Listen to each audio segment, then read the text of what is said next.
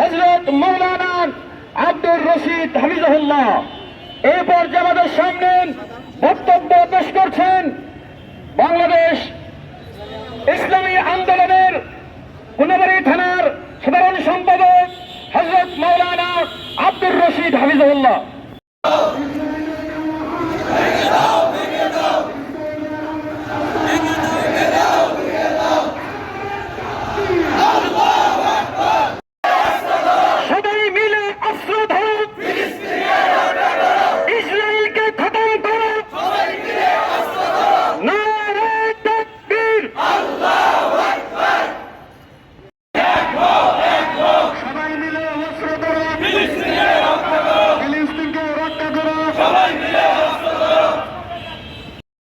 যে কোনো মূল্যে তাদেরকে প্রতিরোধ করতে হবে। আজকের এই বিক্ষোভ সমাবেশ থেকে বর্তমান অন্তর্বর্তীকালীন সরকারকে আমি বলতে চাই, বাংলাদেশের নির্যাতন কারণ একটাই, আমরা সকলে এক এবং নেক নাই। যদি আমরা এক এবং নেক হইতে পারি, এই দেশটা ইসলামী হুকুম। আমি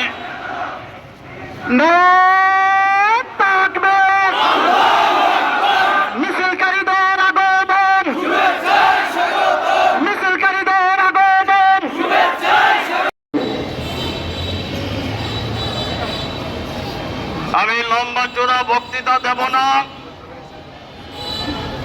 আমি বিশ্ব গাদ্দার, বিশ্ব বেঈমান, বিশ্বাসঘাতক নেতানিয়াহুকে একটু সতর্ক বাণী।